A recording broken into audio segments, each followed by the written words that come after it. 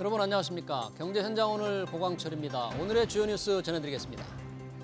트럼프 미 대통령은 한 달 안에 또는 그보다 빨리 자동차, 반도체, 의약품, 목재 등에 대한 관세를 발표할 것이라고 말했습니다. 트럼프 대통령은 자동차 관세를 4월 2일쯤 내놓을 것이라고 했는데 앞당길 가능성을 시사한 겁니다. 트럼프 대통령은 간단히 말해서 미국에서 제품을 만들지 않으면 관세를 내야 한다고 밝혔습니다. 마이크로소프트가 양자 컴퓨터 상용화의 최대 걸림돌로 꼽혀온 양자 오리와 집적도 한계를 뛰어넘는 양자컴 칩 마요라나 1을 개발했다고 발표했습니다. 마이크로소프트는 양자컴 연산의 기본 단위이자 성능 기준으로 꼽히는 큐비트 수를 100만 개로 확장할 수 있게 됐다고 밝혔는데요. MS는 마요라나 1 개발로 양자컴 시대가 몇 년 안에 실현될 수 있을 것이라고 밝혔습니다. 중국이 한류 콘텐츠 확산을 막는 이른바 한한령을 5월께 풀 것이라는 기대감이 높아지고 있습니다. 한국과 중국이 올해와 내년 차례로 에이펙 정상회의를 주최하는 의장국을 맡은 만큼 양국 간 문화 교류를 활성화한다는 건데요. 이에 따라 한국 드라마, 영화, 게임, K-팝의 중국 공연이 자연스럽게 재개될 것으로 예상됩니다.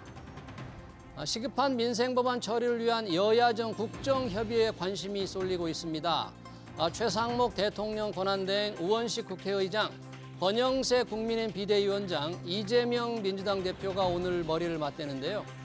의제는 추가 경정 예산, 반도체 특별법, 국민연금 개혁입니다. 이어지는 집중진단에서 의제별 쟁점 따져보겠습니다. 네, 경제현장 오늘은 SBS BGF과 유튜브에서도 실시간 시청 가능합니다. SBS BGF을 다운받아 시청하면 더 많은 정보와 뉴스를 볼 수 있습니다.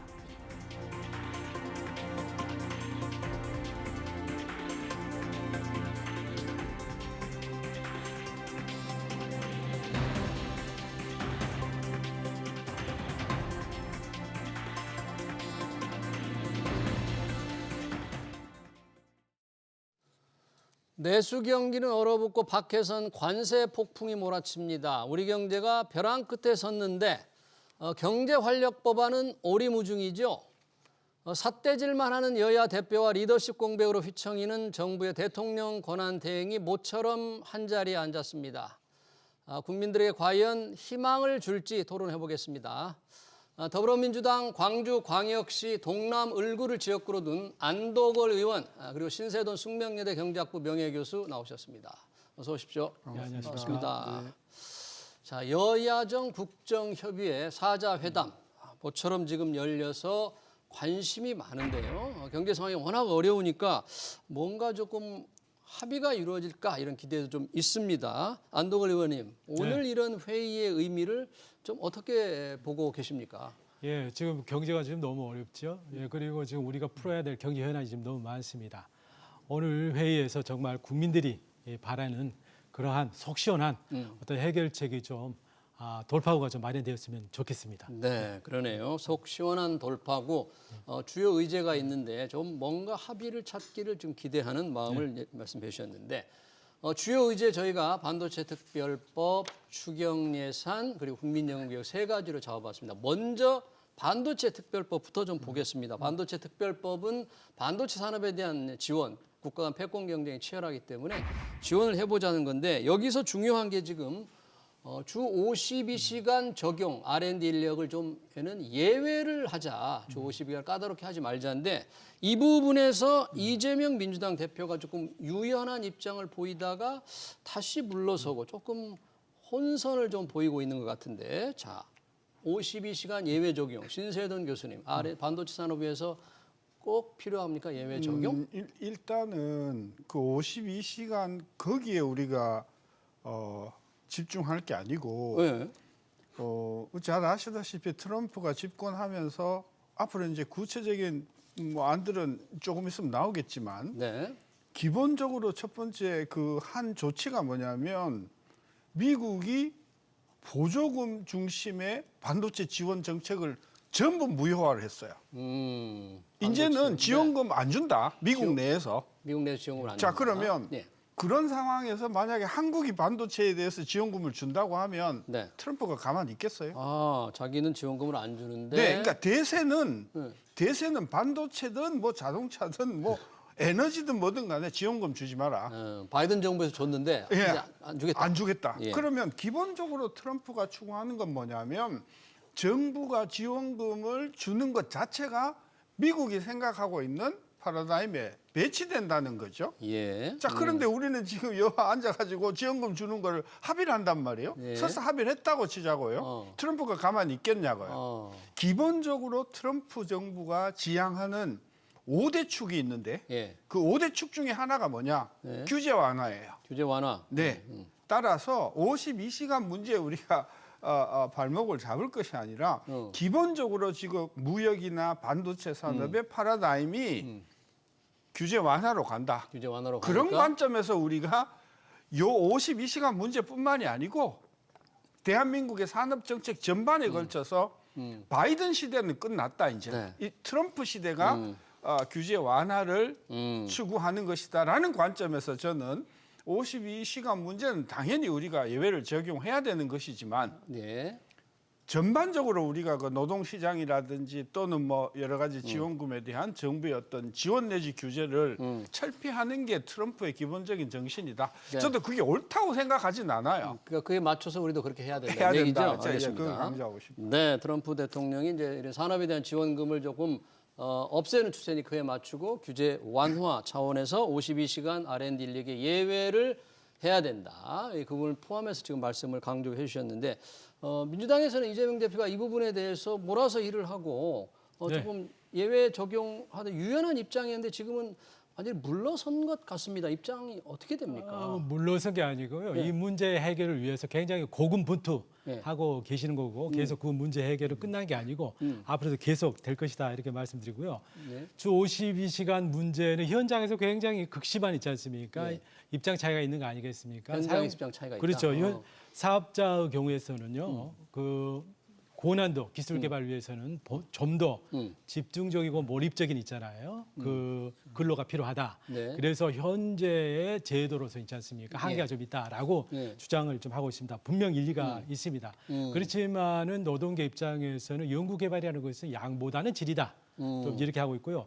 현재 근로기준법에서 근로시간 예외를 하는 조항들이 있고 현재. 실제 삼성전자나 하이닉스가 그걸 또 이용을 하고 있거든요. 예. 만약에 이런 부분에 부족함이 있으면은 관련 규정을 좀 보완하면 되지 않겠느냐라는 거고 지금 이제 정부 여당에서는 반도체법에 네. 이제 관련 예외 규정을 넣자라고 하는데 그러면은 반도체법에서 예외를 두기 시작하면은 다른 전략 산업들에서도 다 있지 않습니까? 예외를 두게 되고 이렇게 되면은 이제 근로기준법상의 이제 근로시간 준수라는 문제가 형해될 수 있다는 이런 여러 가지 기술적인 좀 문제가 있습니다. 따라서 이러한 문제는 당장 있지 않습니까? 이루어질 수는 없는 거고 대안을 좀 더 현장의 실상을 정확히 보고 대안을 좀 더 마련하는 이런 과정이 필요하다라고 해서 이 문제 조금 시간을 두고 계속 보자. 그런 상황에서 현재 반도체법 통과 시급하지 않습니까? 그러니까 네. 다른 부분들 이미 여야 간에 합의가 된 사항들 뭐 재정 지원의 문제라든가 세제 지원의 문제라든지 여러 가지 인프라 지원에 관한 문제부터 우선 합의가 되었으니 이부터 통과를 시키고 주 52시간 근로제 문제는 다음 단계에서 계속 논의해가자라는 그런 입장이죠. 네, 주 52시간 문제에 매달리다가는 반도체 특별법 그렇죠. 자체가 네. 공중에 떠 있기 때문에 그걸 뺀 것부터 먼저 통과시키자. 네. 그거는 게 이제 민주당 네, 입장이다 이런 거잖아요. 네, 그리고 이재명 대표께서 주 52시간 문제에 대해서 끝장 토론했거든요. 그래서 사용자 또 그 근로자 측의 이야기를 다 들었어요. 네. 예, 그러면서 대안도 제시를 좀 한 거죠. 현실적으로, 중요한 것은 사실상 이런 문제를 정부 여당이 나서서 해야 되죠. 네. 야당 대표가 나서서 할 다음 순서인 거죠. 그만큼 그렇지만 진정성을 가지고 이 문제에 대해서 민주당 그리고 이재명 대표가 진심으로 있지 않습니까? 해결하는 노력을 하고 있다라는 부분을 높이 사야 된다 저는 생각합니다. 네, 알겠습니다. 여튼 민주당의 현재 입장은 52시간 예외 적용을 반도체 특별법에 담는 거는 좀 빼고 다른 것만 우선 통과시키자. 네. 그런 거거든요. 지금 그렇게 말씀해 주셨는데 그렇게라도 해야만 반도체 산업 지원을 그래도 조금이라도 할 수 있으니까 중요한 논쟁적인 건 빼고 하자. 그 안에 대해서는 어떻게 보세요? 뭐 고안만 놓고 보면 뭐 탓할 게 없죠. 그렇게 근데 저는 뭐 그게 지금 여당도 그렇고 지금 그 민주당 야당도 마찬가지로 저는 안타까운 게 뭐냐면 2024년도 산업별 예. 생산 생산 통계가 나왔어요. 작년 생산 통계가요? 네. 그래서 2019년을 100으로 놓고 예. 2024년도의 생산량을 제가 비교를 해봤거든요. 어떻게 오늘 나왔어, 아침에 그랬더니? 했어요. 4개 산업만 100을 넘었어요. 오. 그 중에 하나가 반도체고 반도체, 자동차예요. 자동차. 네. 네. 나머지 25개가 100 미만이에요. 2019년보다 생산이 적다는 거예요. 그러면 아니 대한민국에 반도체만 산업이냐는 거예요. 전 그런 입장에 대해서 전 민주당이 굉장히 전 통찰해야 된다고 생각합니다. 예를 들면 가구 산업 같은 경우는요. 네. 50이 안 돼요. 아. 가구, 네. 섬유. 섬유. 네. 그러니까 그 리스트 제가 필요하면 제가 보내드릴 텐데 그래서 저는 국가가 너무 반도체만 지원하다 보니까 예. 대한민국의 다른 제조업 자체는 지금 형편없이 지금 네. 어려운데 지금 경제가 어려운 원인 중에 하나가 예. 하는 중에 하나가 그런 그 우리나라 소위 전통 산업이 지금 굉장히 어려운데 예. 그런 부분을 왜 외면하고 반도체만 사람이냐? 저는 그런 면에서 반도체 논의하는 건 좋은데 그렇지만, 이번에 아젠다에 지금 2019년에 비해서도 형편없이 떨어지는 그런 산업에 대해서도 다른- 좀 균형 있게 배려를 해줘야 그게 정치권의 역할이 아닌가. 알겠습니다. 저는 그런 면을 제가 좀 고집고 네, 싶어요. 이제 반도체 R&D 인력 52시간 예외 적용을 말씀하시면서 반도체 이외의 지금 산업이 부진한 부분을 좀 전반적으로 우리 정치권이 조금 보듬어안고 활성화를 할 수 있는 방안을 좀 생각해 달라는 거니까요. 좀 감안을 해주시고 네네. 저희가 뭐 지금 반도체 특별뿐만 이슈가 있는 건 아니에요. 또 하나 중요한 게 지금 추가 경정 예산 편성입니다. 이 부분 야당이 조금 적극적인 편입니다. 추경 예산을 빨리 맞습니다. 편성하자. 그런데 이 부분에서도 지금 쟁점이 있어요. 여기 전 국민 25만 원 민생 지원. 이게 야당의 이재명 대표가 이제 내건 제안인데 이것도 입장을 조금 포기할 수 있다. 아니다. 다시 넣었다. 조금 국민들이 보기에는 이 전국민 25만 원 지원에 대해서 이재명 대표, 또 민주당의 입장이 혼선이 있는 것처럼 보입니다. 혹시 민주당에서 어떻게 이 부분 좀 말씀해 줄 수 있을까요? 예, 뭐 혼선이라고는 저는 보지는 않고요. 지금 어떻게 보면은 민주당은 이 문제에 대해서는 굉장히 일관된 입장을 가지고 있다 이렇게 좀 생각합니다. 일관된 입장 네. 뭔가요? 네. 지금 굉장히 경제 어렵죠. 네. 특히 내수가 굉장히 어렵습니다. 네. 그리고 내수 경제 어려움은 지금 소상공인들에게 직격탄을 좀 날리고 네. 있죠. 소상공인들의 폐업자 수가 100만 명을 좀 넘어갑니다. 음. 그리고 소상공인들의 평균 소득이 최저임금 수준에 예. 미달하신 분들이 70%를 차지하고 지금 소상공인의 부채가 1,100조를 넘어가고 예. 연체율이 있잖아요. 네. 11%를 넘어갑니다. 예, 이게 보통 있지 않습니까? 통상 금융기관의 연체율에 비해서 7, 8% 좀 7, 8배가 좀 되는 좀 이런 상황이 됩니다. 이 어려운 상황을 어떻게 자시할 수 있겠습니까? 그리고 예를 들어서 소상공인들께서 예를 들어서 있잖아요. 재기에 실패를 하게 된다라고 하면은 궁극적으로 어떻게 되냐면은요. 이분들이 다 기초수급자로 그렇지 않습니까? 전략을 하게 되는 거죠. 한다. 그럼 기초수급자에 대해서는 국가에서 있지 않습니까? 한 달에 있지 않습니까? 140만 원에 달하는 예를 들어 생계급여를 지금 지급을 하게 되거든요. 예. 또 다른 재정 부담이 발생을 하게 됩니다. 네. 따라서 어떻게든지 우리 소상공인 분들께서 생업을 지키도록 하는 게 예. 굉장히 필요하다 이렇게 생각됩니다. 예. 그러면은 생업을 지키는데 가장 필요한 지원이 뭘까? 뭘까? 결국에는 매출을 늘려드리는 거죠. 소비가 예, 그렇게 한다면 특히 가장 어려운 전통시장이라든가 골목 상권에 있어서 매출을 늘릴 수 있는 가장 좋은 방법이 지역 화폐를 돌리는 겁니다.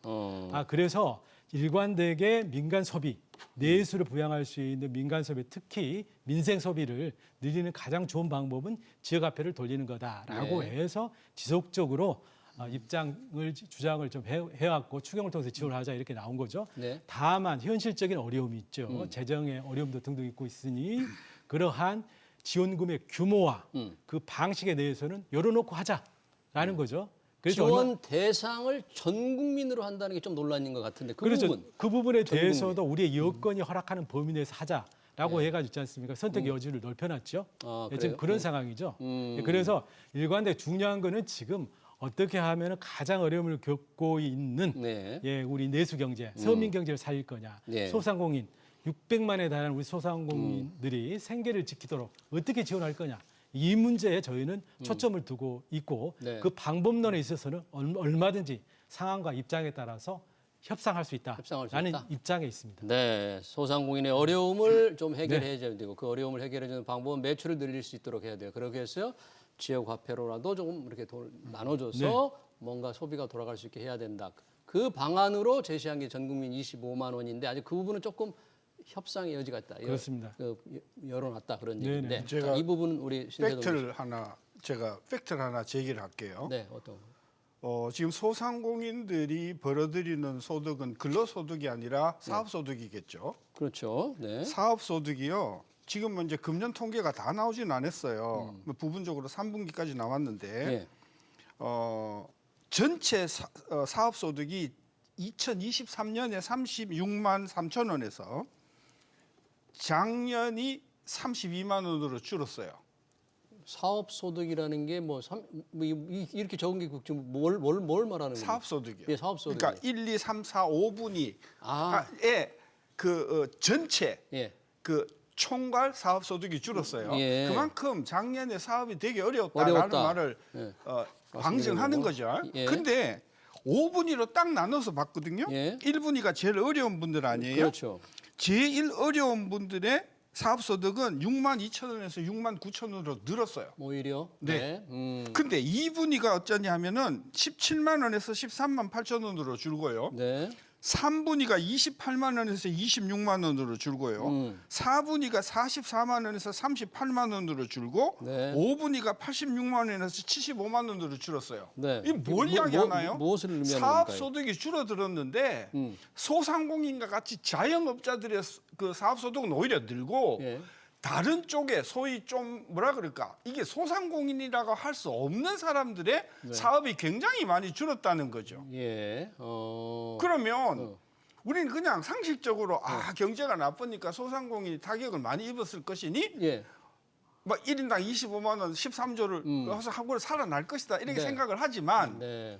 실제로 25만 원씩 한 가구에 100만 원을 줘가지고 대한민국의 사업 경기가 대한민국의 소상공인의 이 사업이 살아나겠냐. 살아나겠느냐. 그리고 작년 그러니까 24년도의 통계를 보면은 전반적으로 사업이 굉장히 안 좋았는데 예. 오히려 소상공인의 사업은 그 전년도에 비해서 늘었다. 네. 그런 그래서- 통계 자체가 조금 생경하게 느껴집니다. 지금 그렇습니다. 그러니까 말씀하시는. 자료를 안 보니까 그런 이야기가 나오는 거예요. 경제 상황이 더 그래서 어려워서. 지금 사실 사업이 어려운 분은 진짜 그 소상공인들만 어려운 게 아니고 예. 소위 좀 이렇게 규모가 있는 예를 들면 뭐 큰 치킨집이라든지 네. 큰 식당이라든지 이런 쪽이 굉장히 어렵다. 그러니까 그런 분들을 위해서는 정부가 대책을 뭘 내놓을 거냐. 전 그런 차원에서 1인당 25만 원도 중요하지만 네. 제가 늘 주장하잖아요. 부가가치세를 5%포인트 낮추자. 그러면 경기가 확 살아나면서 부가세를 낮추자. 규모에 상관없이 경기가 살아날 것이다. 아니 영원히 그래 하지 말고 예. 한 3년만이라도 시행을 해서 경기가 살아나는 걸 좀 보자. 네. 그래야 우리나라 경기가 살아날 거다. 저는 그렇게 보는 거죠. 네. 말씀하시죠. 예, 뭐 부가세 부가가치세 이제 10%인데 그걸 과감하게 5% 절반으로 하면은 낮춰서 지금- 경기를 살리자. 예, 예. 그러니까 이제 부가세가 우리 70조 정도 되지 않습니까? 예. 절반을 하면 35조 있잖아요. 예. 일단 그게 엄청나지 않습니까? 세수 결손을 이제 동반하는 거고. 네. 예. 그리고 아까 지금 이제 소상공인들의 소득 안에서 계층별로 있잖아요. 소득 뭐가- 분위별로 봤을 때. 예, 소득의 어떤 격차 줄어드는 게 늘어난 데도 있고 줄어드는 데도 있다 말씀하셨는데 그걸 조금 살펴봐야 될 것 같고요. 여하튼 전반적으로 굉장히 소상공인들의 지금 어려움이라는 어렵죠. 좀 있죠. 그래서 절대적으로 지금 소상공인 중에서 네. 종업원이 없는 자영업자 수가 늘고 있고 예. 또 전체적으로 자영업자 수가 우리나라가 한 25%까지 갔지 않습니까? 근로자 수에. 그런데 지금 이게 20% 미만으로 떨어졌습니다. 아, 그러니까 지금 550만 미만으로 자영업자가 많이 떨어졌거든요. 줄었다는 예, 거죠? 그만큼 도저히 있지 않습니까? 시장에서 버텨낼 수가 없다라고 해가지고 폐업하고 있잖아요. 하는 분들이 많다. 네. 이거는 현실인 것 같습니다. 네. 전 국민 25만 원 이게 전 국민 이제 상당히 그 논란이 됐던 건데 그 부분에 대해서 뭐 추경이 이게 걸림돌이라면 이재명 대표가 뭐 이거 청년 일자리를 포기할 수 있다는데 그 부분을 또 선명하게 얘기를 안 하니까 국민들이 전 국민한테 다 나눠주는 걸 끝까지 고집하는 거 아닌가 이렇게 좀 생각을 하는 거죠. 예, 그런 부분에서 분명히 이제 선택의 여지를 있지 않습니까? 지금 남겨놨고 저희들이 또 대안으로 있지 않습니까? 보완적 대안으로 내세우는 게 이제 여러 소비 촉진책이 있습니다. 먼저 그 지역화폐 있지 않습니까? 지역화폐. 예, 지역화폐에 대해서 할인을 좀 10% 정도 하자라는 거거든요. 예. 이거는 저희들이 굉장히 어려웠을 때 다 이미 적용해가지고 검증이 된 겁니다. 네. 된 겁니다. 코로나 때 저희가 한 이게 지역화폐가 28조까지 늘어났었습니다. 예. 그때 정부가 할인 비용을 있지 않습니까? 5% 할인 비용 국고 지원했거든요. 그게 한 1조 2천억까지 갔습니다. 예. 근데 그게 줄어서 작년에 이제 3천억이거든요. 예. 그래서 이번에 이제 추경을 하게 되면은 그런 할인 그 비용 있지 않습니까? 그걸 좀 더 많이 지원하자. 예를 들어서 2조를 지원해가지고 네. 10%를 하게 된다면 20조 만에 있지 않습니까? 지역화폐 매출이 더 일어나지 않겠느냐. 네. 이런 그런 아이디어도 얘기군요. 있고요. 예. 또 하나는 이제 일반 중산층들이 카드를 사용하지 않겠습니까? 예. 근데 평소보다 더 많은 카드를 사용한다면은 그 초과 사용분에 대해서 10% 정도는 캐시백으로 돌려드리자. 돌려주자. 예, 그래서 중산층 이상이 소비를 있지 않습니까? 소비 여력에 계신 분들의 어떤 소비를 좀 장려하는 이러한 대책들도 저희들이 다 보완적으로 마련했습니다. 그래서 네. 다양한 저희들이 선택 옵션을 제시를 해놓았습니다.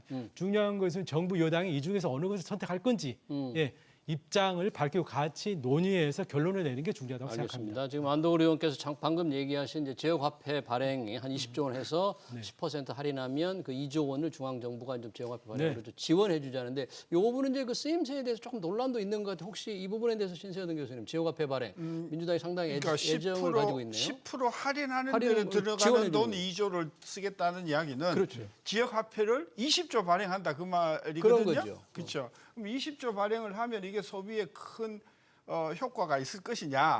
우리 1년에 소비가 얼마인 줄 아세요 혹시? 소비가 네. 우리 얼마 한 뭐 부가가치 기준으로 1,000조입니다. 1,000조. 매출 기준으로는 한 3,000조쯤 됩니다. 네. 그럼 뭐 매출 기준으로 한 3,000조 되는데 20조 어치의 지역 화폐가 발행된다고 해서 물론 없는 것보다 낫겠지만 그게 얼마나 소비가 살아날 것이냐라고 하는 문제가 하나 있고요. 또 하나는 이게 사실은 우리가 말을 안 해서 그런데 지역 화폐는 돈이잖아요. 네. 구매력이잖아요. 그렇죠. 이게 화폐의 권위를 굉장히 이게 지금 위협하는 존재가 되는 겁니다. 다시 말하면 일종의 화폐를 지방 정부가 발행을 하는 거다 이 말이거든요. 예. 예. 이건 상당히 문제가 있다. 그런데 지금 한국은행이 지금 가만히 있기 때문에 예. 말을 안 해서 그런 것인데 예. 속으로 부글부글 끓어올라오고 있어요. 아, 그래요. 또 하나 제가 지적하고 싶은 거는 뭐냐면은 지금 트럼프의 그 행정명령에 보면은 중앙은행이 주도해서 전자화폐를 발행하는 것을 금지를 시켰어요. 아, 중앙은행의 전자화폐 발행을 예. 중앙은행들이 CBDC라고 하나 뭐 그런 게 있어요. 예, 중앙은행 디지털 하지 화폐. 마라 이겁니다. 그러니까 이게 이제 여러 가지 뭐 그 배경은 그러지만 결국은 전자화폐라고 하는 것 자체가 전통적인 어떤 그 통화 주체의 어떤 뭐랄까요 통제력이라고 할까 이걸 무너뜨리는 거기 때문에 저는 지역화폐도 제한적으로 극히 제한적인 범위 내로 활용해야지 이걸 자꾸 이렇게 활용해 버리면은 알겠습니다. 지역화폐로 인해서 이제 화폐의 어떤 이거를 좀 위험이 될 수도 있다. 추경 규모에 대해서는 민주당 한 35조 원 정도를 제시했던데 네네네.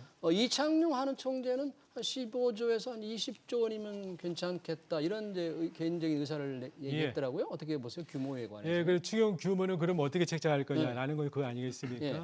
우리가 경기를 좀 부양시키겠다는 거죠. 예. 그러니까 적어도 우리가 성장을 잠재 성장률까지는 가자. 그럼 우리가 잠재 성장률 2.0% 보거든요. 근데 네. 실제 성장률을 지금 예측건데 정부는 1.8. 예. 지금 대부분의 IB들은 1.6, JP 모건은 1.2까지도 보고 있습니다. 그러면 예를 들어 GDP 갭이죠. 실제 성장률과 잠재 성장률이 0.2에서 한 0.8까지 되는 겁니다. 예. 요거를 메울 수 있는 요소 크기겠죠. 아. 예, 그리고 거기에 재정 승수가 물론 이제 보태집니다만은 그래서 이걸 어떻게 이제 가정하느냐에 따라 가지고 그 추경 수요 규모가 있지 않습니까? 좀 달라질 겁니다.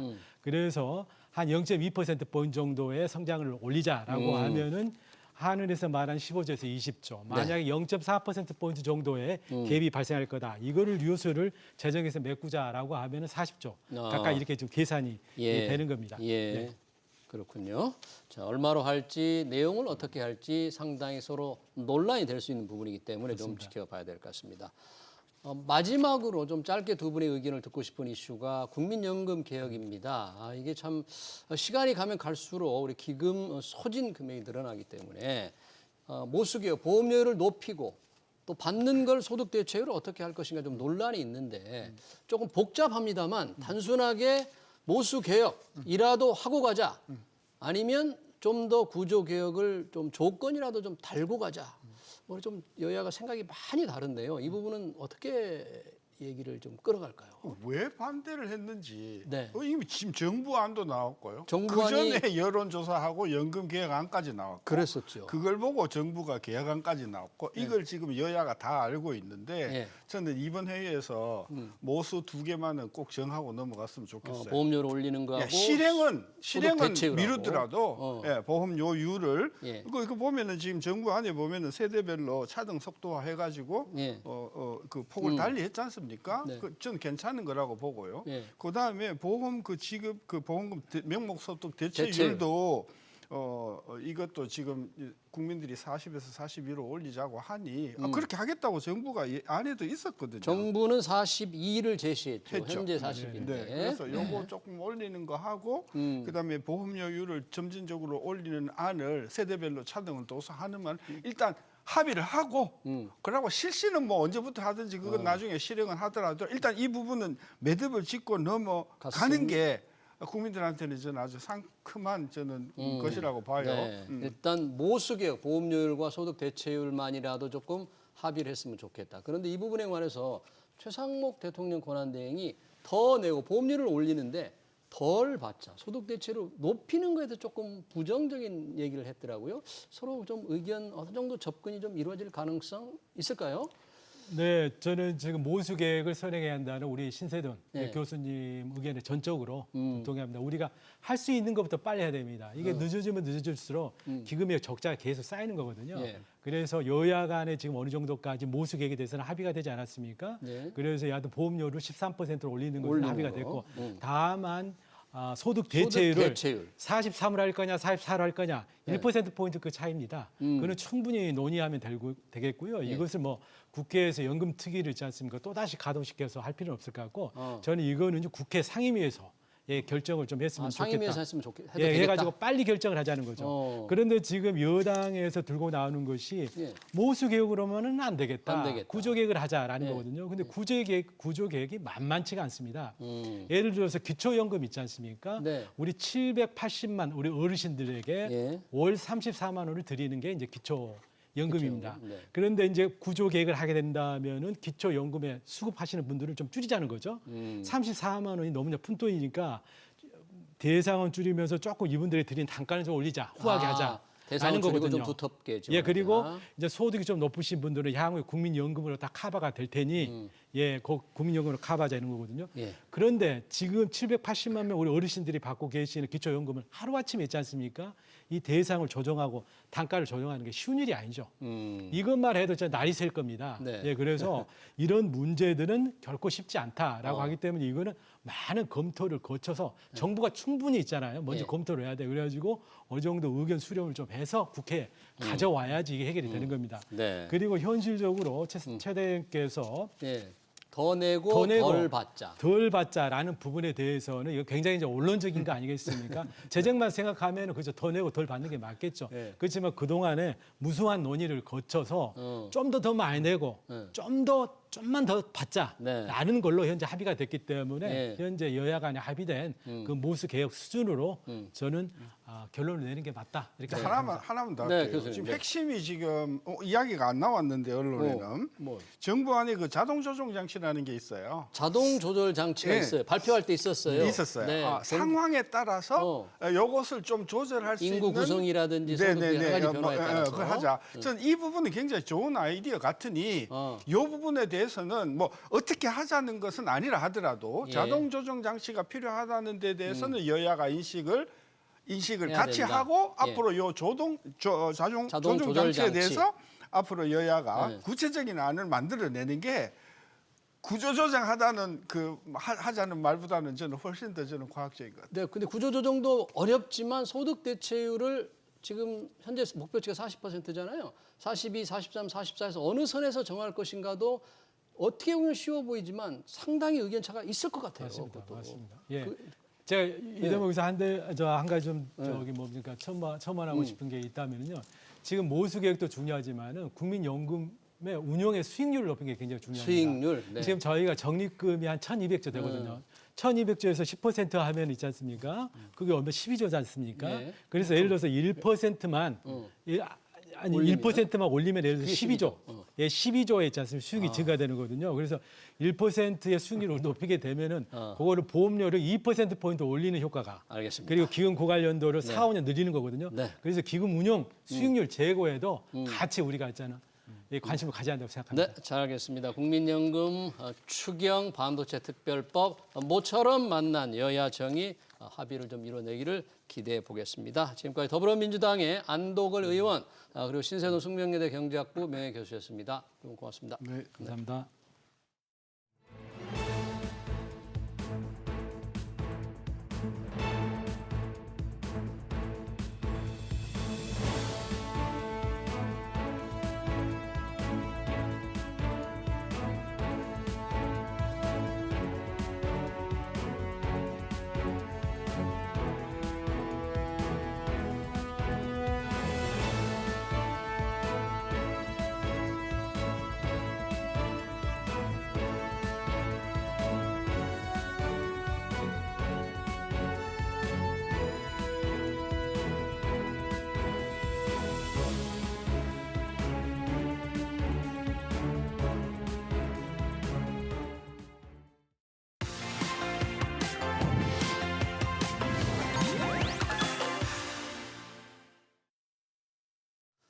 네, 글로벌 빅테크가 쏟아내는 기술 혁신이 마치 도깨비 같습니다.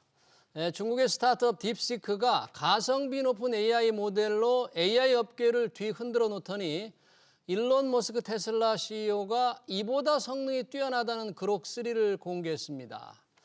여기에다 마이크로소프트가 양자 컴퓨팅 시대를 몇 년 안에 실현시킬 수 있는 새로운 칩 마요라나 원을 개발해 주식시장이 들썩이고 있는데요.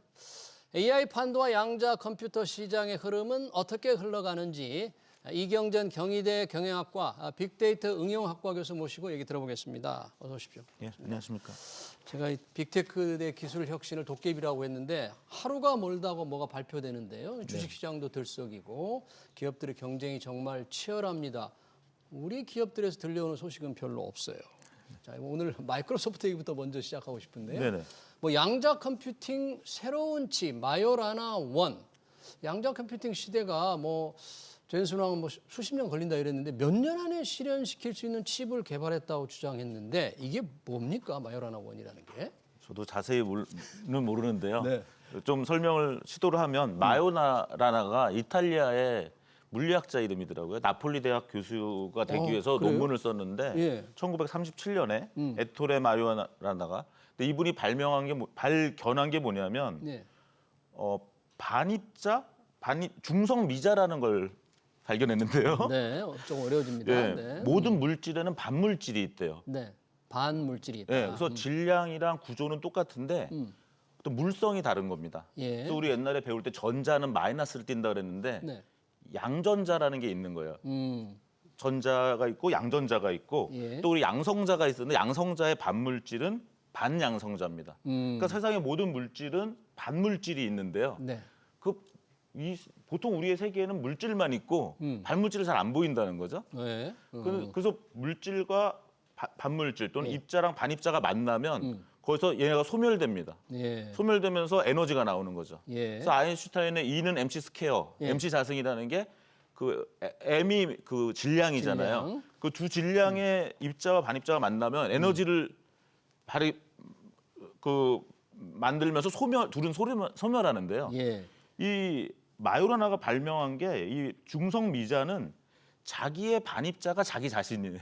네, 자기가 반입자가 자기 자신이다. 네, 그래서 둘이 만나도 없어지지가 않는 거예요. 예. 근데 어떤 조건에서 없어지지 않냐? 제가 아주 편안하게 얘기하면 절대 온도 있잖아요. 마이너스 273도가 되면 그런 형태가 된다는 거죠. 초전도체가 되면서 이제 마요라나 제로 모드가 된다.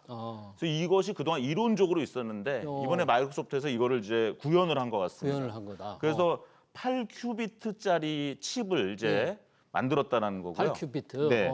근데 그것을 12만 5천 개를 만약 만들면 100만 개가 되잖아요. 100만 개. 근데 100만 개가 한 손바닥 크기의 이제 칩에 다 칩에 들어간다는 거죠. 100만 개라는 의미는 뭡니까? 그러니까 그 칩이 100만 개가 들어가면 바로 그게 양자 컴퓨팅의 상용화, 현실이 된다는 거 100만 개예요, 그게? 네, 그래서 100만 개의 느낌을 보시면 지난번에 구글이 윌로우를 그 발표했을 때 양자 약간 컴칩, 예. 비트코인이 약간 이렇게 출렁거렸잖아요. 그렇죠, 예. 그게 왜 그러냐? 뭐 양자 컴퓨터 나오면 이제 비트코인의 암호 뚫린다. 또는 뭐 저기 뭐죠? 그 비트코인 나카모토 사토시가 지금 돌아가신 것 같다. 또 그분의 지금 비트코인이 엄청나게 블록체인에 지금 들어가 있거든요. 아무도 못 꺼내고 있는 거예요. 몇 년 동안 지금 그걸 꺼낸 사람이 없는 거예요. 예. 그럼 이분이 돌아가셨거나 아니면 패스워드를 잃어버렸거나 하는데 이걸 이제 암호를 풀면 양자 컴퓨터로 네, 풀 수 있다. 풀면은 그걸 돈을 그래서 끄집어내면 물량이 공급이 많아지니까 늘어난다? 이제 비트코인이 떨어질 거다. 그래. 이제 그래서 이제 이런 양자 컴퓨팅 기술이 많이 발전하면 일차적으로 일단 그 나카모토 사토시의 비트코인이 풀릴 것이고 나중에는 아예 이제 이 비트코인 체계 자체가 무너질 수 있다 하는 건데 이번에는 지금 제가 알아보니까 그 암호화폐 시장이 이렇게 출렁이진 않았더라고요. 네. 그 이유를 보면 일단 100만 개까지 가능하다는 건데 네. 오늘 현재 8큐빗이고 8큐빗이고 네. 100만 큐빗이 돼야 되는데. 네, 100만 큐빗이 되는데 한 몇 년 년 걸리는데 걸린다. 암호화폐에 영향을 주려면 수백만 개 정도래요. 근데 현재 마이크로소프트는 100만 개가 일단 현재 한계입니다. 100만 개. 네, 그래서 그렇군요. 이제 하지만 벌써 많이 우리 구글 윌로우 얘기할 때는 105개 5개였거든요. 105개였는데. 105개였는데 이번에 이제 8개지만 그게 100만 개로 몇 년 내에 갈 수 있고 예. 이제 그게 이제 수백만 개가 되는 컴퓨터가 되면 근데 이제 이게 손바닥 크기만한 반도체에 100만 개 큐빗이 들어가니까 예. 이제 마이크로소프트의 애저 그 데이터 센터에 넣어도 그 냉각 장치가 클 필요가 없는 거죠. 그러니까 마이너스 273도로 만들려면 네. 굉장히 어떤 장치가 돼야 되는데 이 컴퓨터 자체가 너무 커버리면 그 운용비도 많이 들 텐데 이제 이 칩이 이렇게 작아졌다. 네. 또 그것도 하나의 이노베이션이 된 것 같습니다. 네, 그럼 마이크로소프트가 발표한 대로 100큐비트, 100만 개 큐비트가 들어가서 이른바 양자컴 시대가 이제 현실화되고 상용화되면은 산업적으로 어떻게 달라지고 어떤 것으로 기여가 크게 이루어질 거예요? 결국 이제 뭐 우리가 뭐 수광년 걸릴 만한 계산을 뭐 몇 초에 한다 뭐 이런 거거든요. 그러니까 저희 이제 컴퓨터 사이언스 분야에서는 뭐 NP 컴플리트, NP 하드라는 이론이 있어서 네. 어떤 문제가 대부분 우리가 생각하는 시간 내에 절대 안 풀린다. 그래서 나카모토 사토시의 그 비트코인도 열심히 암호를 풀어서 이게 뭐 몇 광년이 걸리기 때문에 못 풀고 있었던 거거든요. 예, 근데 이런 양자 컴퓨터가 나오면 몇 광년 걸리던 게 1초가 돼버리는 순간이 나타날 수 있다는 거죠. 그러네요. 그래서 신약을 개발하거나 뭐 신약 개발. 미세 플라스틱을 분해하거나 굉장히 중요한 이제 과학 연구. 예. 그러니까 우리 과학이라는 건 굉장히 시행착오를 겪어서 굉장히 복잡한 물질의 구성을 만들고 이게 실패하면 지우고 계속 만드는 건데 이런 반복적 작업을 굉장히 빨리 하면서 네. 이제 과학적 성과, 과학적 발견이나 공학적 어떤 것들이 이제 발전할 가능성이 커지는 거죠. 네, 이런 혁신적인 기술이 발전하고 발표될 때마다 주식 시장도 정말 출렁이고 있어요. 이제 윌로우 구글 할 때 이번에 지금 마이크로소프트 할 때 양자컴 관련 주식들이 좀 들썩이고 있는데 앞으로도 새로운 그런 기술들이 더 빨리 나올 가능성도 좀 있겠습니다. 좀 지켜봐야 될 것 같고요. 그에 바로 앞서서 테슬라 일론 머스크 CEO가 이끄는 XAI라는 게 있지 않습니까? AI 회사. 여기서 또 생성형 AI 모델 그록 3를 선보였습니다. 사실 생성형 AI 모델은 중국의 딥시크 때문에 충격을 받았다고 하는데 이 그록 3, 머스크의 그록 3는 어떤 겁니까, 이거는? 여러 특징이 있습니다. 재밌는 특징이 많은데 일단 딥시크는 GPU 또 좀 성능 낮은 GPU 2,000개 정도로 만들었다고 이제 중국에서 얘기했지만 놀랬죠, 다. 네. 이건 오히려 또 반대예요. 20만 개를 썼다는 겁니다. 20만 개. 20만 개를 써서 지난번 그럭 2 만들 때보다 더 10배 이상 컴퓨터를 썼다. 그다음에 2억 GPU. 그러니까 GPU 20만 개니까 거기에 아마 1000을 곱해야 되나요? 예. 예, 1000시간. 한 GPU당 1000시간을 이제 돌린다. 학습시킨 거죠. 학습시켜서. 그러니까 돈이 한 9조 정도 대충. 와, 이건 엄청나게 비싸게 개발이 된 건가요? 예, 딥시크는 뭐 80억의 훈련비로 만들었다 뭐 이랬는데 이제 이거는 9조가 들었다. 그렇다는 얘기는 그러면 그동안에 이제 이쪽 AI 분야에서는 스케일링 로라는 게 있습니다. 스케일링 데이터를 많이 집어넣고 예. 컴퓨터를 많이 넣고 그걸 많이 돌리면 모델을 키우면 예. 그 세 가지 변수가 있는데요. 예. 세 가지 변수를 다 키우면 성능은 점점 더 좋아지고 못하던 걸 막 얘가 하기 시작한다. 예. 근데 그것이 약간 작년 말부터 작년 하반기부터 약간 스케일링 로우가 스탑됐다라는 얘기가 있었거든요. 예. 데이터가 고갈되고 GPU도 별로 없고 AI 모델을 키워도 별로 성능이 안 좋아진다. 예. 그런데 이제 그래서 딥시크 같은 작은 모델이 얘기되다가 이번에는 한번 일론 머스크가 좀 호기롭게 네. 좀 이제 한 거죠. 나는 20만 개를 그냥 1000시간씩 돌려가지고 그래서 이렇게 만들었다. 구조를 넣어서 만들었어. 그럼 이제 그럼 성능이 좋아야 되는데 예. 성능은 뭐 저는 써보지 못했어요. 아니 사실은, 성능은 네. 일론 머스크는 그랬더라고요. 과학, 코딩, 수학에서 뭐 구글 제미나이, 딥시크보다 훨씬 낫다.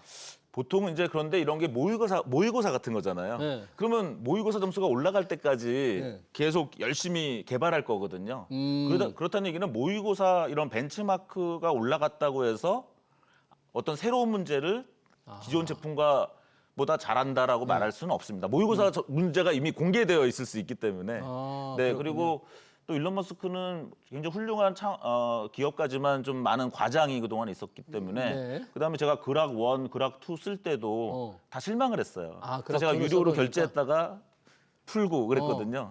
네, 그래서 현재는 조금 그래도 한두 달 지켜봐야 되지 않을까. 예. 사용자들의 어떤 그러니까 이제 최고의 모델이라고 얘기하지만 예.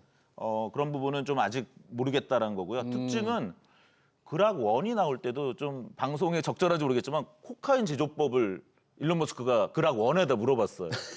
물어보는 걸 하필 그런 걸 물어봤군요. 네. 그랬더니 왜냐면 그 일론 머스크가 원하는 거는 세상의 모든 질문에 답하는 AI를 원하는 거예요. 네. 뭐 어떤 거는 나쁜 질문이야. 뭐 이런 거 만들려고 하지 마. 폭탄 제조 같은 거 묻지 마. 이런 게 아니라 일론 머스크는 모든 질문에 답하는 진실 추구형 AI를 만들겠다 그랬는데 제가 그락 2까지 써봤더니 진짜 그런 걸 안 만들었어요. 아, 말로만 그랬고. 말로만 근데 이번에 그랬고. 그락 3에서는 또 그런 언급을 했습니다. 어떤 진실, 절대 진실을 최대 진실을 추구하는 AI다. 그러면서 심지어는 그러니까 정치적 올바름을 괜히 가장하지 마라. 그런 면도 있었고 예. 그다음에 챗봇을 남자 여자로 이렇게 설정할 수도 있어요. 답변하는 거를. 네, 그래서 이제 그런 것들이 어떤 정치적 올바름이나 어떤 미국의 뭐 DEI 예. 운동과는 좀 배치되지만 일부러 약간 일론 머스크의 성격이 들어간. 예. 그다음에 이제 X를 갖고 있기 때문에 X에는 많은 사람들이 직접 이렇게 뉴스를 올리잖아요. 예. 자기 소식을. 그렇죠. 그러니까 그거를 반영한 어떠한 AI의 대답이 나와서 상당히 실시간으로 반영이 된다. 그다음에 다른 AI는 업데이트를 몇 달에 한 번 이렇게 합니다. 네. 근데 이거는 매일매일 해주겠다. 매일매일 해주겠다. 그래서 새로운 정보나 새로운 기능을 계속 해주겠다. 그다음에 데이터도 지금 오픈 AI는 뉴욕 타임즈나 이런 저작권 침해 문제가 있었는데 합성 데이터를 많이 썼습니다. 합성 데이터라는 뭔가요? 네. 이거 뭐냐면 사람이 만든 데이터가 아니라 어떻게 보면 AI가 만든 데이터. 어허. 이미 성능 좋은 데이터들이 예. AI가 많아졌기 때문에 AI들이 만든 좋은 데이터를 이제 여기다가 넣었다 하는 뭐 이런 여러 가지 특징이 있는 것 같습니다. 네. 지금 이제 일론 머스크도 그렇고요. 조금 마이크로소프트 양자 컴퓨터 얘기도 했는데 중국의 딥시크가 나와서 이제 충격을 좀 줬는데 AI 분야에서 만약에 중국과 미국의 AI 분야라고 해도 여러 종 분야가 있을 것 같긴 합니다만은 기술을 조금 비교해 본다면 누가 지금 앞서가고 있는 거예요? 혹시 중국이 다 앞서 있는 거예요? 그러니까 딥시크의 R1이 나오면서 그 이제 오픈 AI의 5원에 비해서 7개월 이후에 나왔거든요. 그래서 이제 7개월 차다. 일단 이렇게 볼 수 있는데 7개월. 사실 내용적으로는 더 압축되어 있을 수 있죠. 훨씬 7개월보다. 더 좁혀져 있다. 왜냐하면 딥시크가 지금 BYD라는 그 전기 자동차랑도 일을 하고 있고요. 예. 그다음에 4종 로봇 회사랑도 일하고 있고, 그래서 딥시크가 거의 중국이 굉장히 중요한 그러한 회사들과 다 AI 일을 하고 있다는 면에서는 이런 단순히 언어 모델, 챗GPT 같은 것만 만든 게 아니라 자율주행, 로봇 이런 쪽에 계속 공급하고 있는데 이런 것들은 좀 공개되어 있지 않기 때문에 예. 중국이 미국보다 앞서 있다라고 말할 정도는 아니지만 네. 7개월보다는 더 격차가 좁혀져 기술 있고 격차는 확 좁혀져 그래서 있다. 오픈AI 샘 알트만이 원래는 GPT-5를 내년쯤 발표하려고도 생각했는데 최근에 네. 얘기한 게 이제 GPT 4.5도 좀 빨리 발표할 거고 GPT-5도 올해 안에 발표하겠다 이렇게 좀 일정을 좀 당겨놨습니다. 그러네요. 네. 정말 불꽃 튀기는 AI 경쟁이 미중 간에 벌어지고 있는데 그 중간에서 우리나라 기업들의 혹시 AI 모델 이런 개발 현황이랄까 뭐 조금 소식이 들리고는 있습니다만 어떻게 봐야 돼요? 우리 AI 모델 기술 수준이라든지 이런 평가는?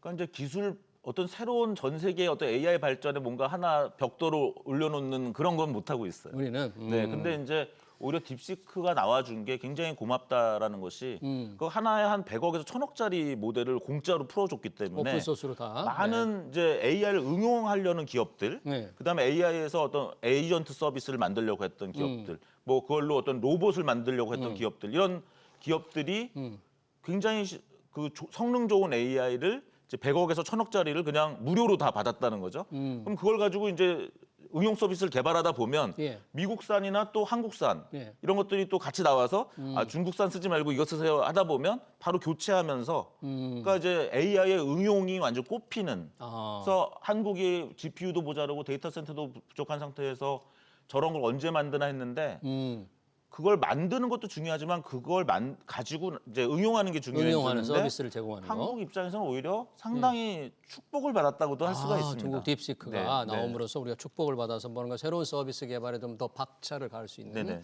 환경이 만들어졌다. 이게 이제 주식 얘기는 꼭 아닙니다만은 최근에 이제 테슬라 주가가 부진하니까 이렇게 말하는 분들이 있더라고요. 앞으로 이어질 그 AI 혁명에서 이제 테슬라가 여러 가지 혁신을 보여주는데 이번에 XAI에서도 어떤 혁신을 보여줬다. 그러니까 그런 자율주행이라든지 로보틱스 이런 분야에서 뭔가 AI 관련 쪽으로 입장을 보면 테슬라만을 상당히 과소평가되다 테슬라 주가가 그렇게 좀 볼 수 있지 않느냐 이런 평가도 있던데 혹시 이경재 박사님은 주식 관점에서는 가장 늘 논란이 있는데 옵티머스라는 그 로봇도 한 3, 4년 전에 벌써 시작을 했고요. 예. 어떻게 보면 지금은 이제 GPR이라고 하는 제너럴 퍼포스 로봇, 그러니까 저는 범용 지능 로봇이라고 하는데 예. 그 범용 지능 로봇 시장에 굉장히 일찍 들어갔는데 예. 그런 면에서는 옵티머스가 잘 될 것이다. 이렇게 볼 수도 있지만 그 사이에 또 피겨 AI라든가 캐나다, 그다음에 뭐 독일, 프랑스, 또 중국 그 이런 범용 지능 로봇 회사들이 최소 10개, 수십 개 이상 지금 나오고 있거든요. 아, 그래요? 최근에 피겨 AI라는 회사가 피겨 AI 10만 대 예. 미국 회사인데요. 10만 대 로봇을 주문받았다라는 이제 뉴스가 나오기 시작했거든요. 근데 누가 주문했냐 누가? 이제 모르는 거죠. 누가 주문했는지 근데 미국의 어떤 국방 쪽 아니겠느냐 하는 게 있고 아니면 이제 어떤 큰 공장을 갖거나 물류센터를 가진 예, 그래서 이제 그런 범용 지능 로봇 시대가 지금 활짝 열리고 있는데 그게 열린다는 관점에서는 옵티머스를 먼저 만든 테슬라가 의미가 있는 것이고요. 의미가 있는데. 네, 근데 그 안에서도 굉장히 많은 경쟁에 있어서 기술적 직면하고 우위를 있다. 네. 테슬라가 보여줄 수 있느냐? 네네. 그렇군요. 대단히 많은 지금 로봇 경쟁도 치열하게 벌어지고 있네요. 마지막으로 짧게 이게 월스트리트에 갑자기 기사가 나와서 상당히 놀랐는데 LG 창업주 손자가 투자기업과 손잡고 전라남도에 세계 최대 규모의 AI 센터 건설을 추진한다. 이거 AI 센터 건설을 이렇게 최대 규모로 하는 이건 무슨 프로젝트예요? 네, 저도 일단 뭐 반갑게 봤습니다. 일단 민간이 주도한다는 면에서 민간 주도한다. 그다음에 또 한국의 LG의 어떤 손자분이 그 이제 요르단 출신이더라고요. 예. 어떤 이제 아랍의 어떤 큰 손과 손을 잡아서 이제 회사를 만들고 그 회사가 이제 진행하는 것인데 그 3기가 같으면 거의 세계 최대 규모고 예. 뭐 50조 정도 50조. 필요하다고 하는데 예.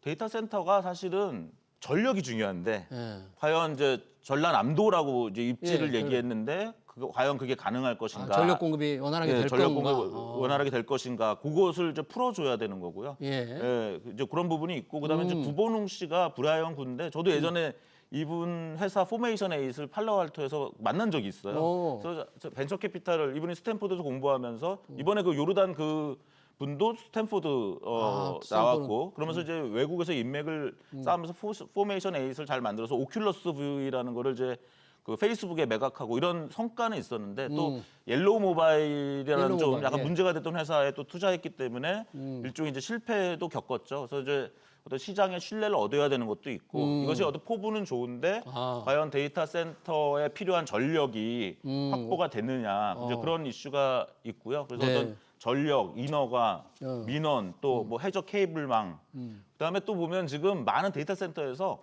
수요 기업이 없으면 투자를 못 받고 있습니다. 그렇군요. 그래서 데이터 좀 센터를 닭이 필요로 하는. 먼저냐 달걀이 먼저냐 이 오, 이슈가 있거든요. 그래서 그러네요. 그 문제를 좀 풀어줘야 되기 때문에 뭐 KT 같은 그러한 기업들이 야 우리가 데이터 센터 써줄게 뭐 이렇게 하면은 또 데이터 센터가 설립되면서 투자가 들어오고 약간 그래서 수요 기업들이 조금 더 분발해 줄 필요가 있다 예. 그런 상황입니다. 네, 세계 최대 규모 데이터 센터 꿈은 굉장히 좋은데 그걸 뒷받침할 게 아직 인프라라든지 여러 전력 여러 가지가 좀 필요하겠습니다. 네, 빅테크 기업들의 혁신 관련 얘기 잘 들었습니다. 지금까지 이경전 경희대 경영학 빅데이터 응용학과 교수였습니다. 교수님 고맙습니다. 네.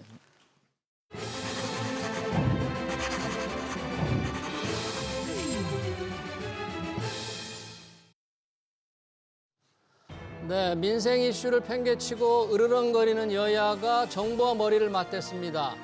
추가 경정 예산 편성, 반도체 특별법 등 현안이 수두룩한데요.